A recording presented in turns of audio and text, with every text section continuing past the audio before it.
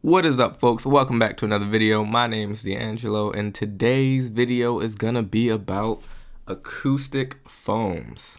So you may be asking yourself, what are all those square things that are in almost all the YouTube videos and all the YouTubers' backgrounds? What are those things? Well, I got answers for you. Those things are called acoustic foams. Sometimes people call them studio foams. And acoustic foam is, one of many methods that you can go about improving the audio quality from your recordings. So, but, real important, they do not make things soundproof. That is a common misconception that many people have, is that studio foams make things soundproof, but that's not true. It does a few things, but that's not one of them.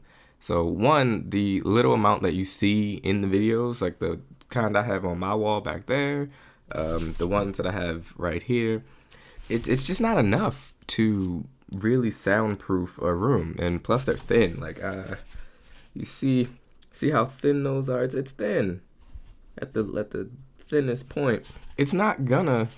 The sound's gonna get through that, first off.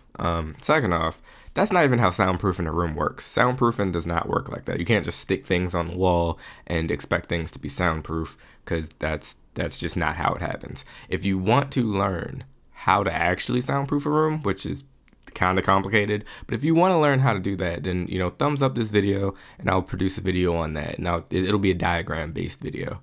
So what these really do, these right here, what they really do is reduce audio reflections. So audio travels on sound waves. These waves spread out from the source until they hit something. And then once they hit something, they bounce off of that something and they come back to wherever they were going until they dissipate. So they keep bouncing around until they're no longer audible. So because, YouTubers are recording, like me, are recording themselves speak, we're speaking into a microphone.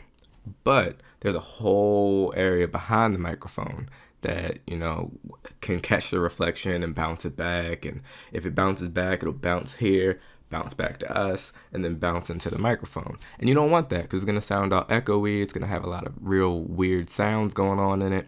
And it'll be picked up by the mic, and you'll hear it. So what these things do is so say I'm speaking, right? And my sound is coming out of my voice. Instead of hitting this and bouncing back to me, it hits this and it gets trapped in these grooves, these ridges right there. And if you have a bunch of them stacked in different ways, it'll catch the sound waves and it won't travel back to us. So pretty much that's what it is. I position mine around my recording, my mic.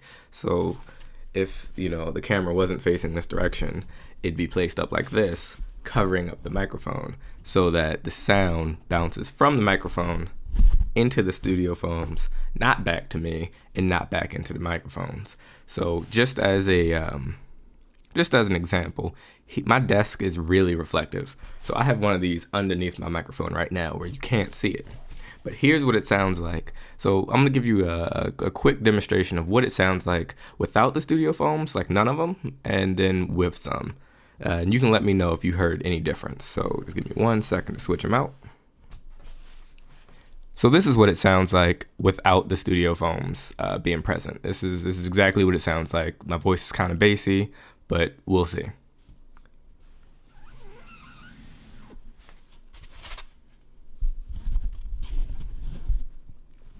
And this is what it sounds like with the studio foams present. My voice is also kind of bassy, but we'll see. So could you tell a difference right there? If you could, let me know. If you couldn't, then, well, why do I have these things? But another reason people use them is because they think they look cool, which they honestly kind of do. But yeah, it adds a background to your videos. It adds more interest, it adds more depth. You can see what's behind you, and look, it just really does look cool. It's set design. It's cool. But other than that, that's all for today. If you learned anything, please be sure to give this video a thumbs up. That's not the right action. A thumbs up. And if you want more, then I encourage you to subscribe, and then you get the peace sign. Because I post new content all the time, like every week, every couple days. It's always new stuff that'll help you become a better filmmaker, become a better photographer, become a better videographer, better, just be a better creative person. But until next time, my name's DeAngelo. Thank you for rocking with me, and I will catch you in the next one. Peace.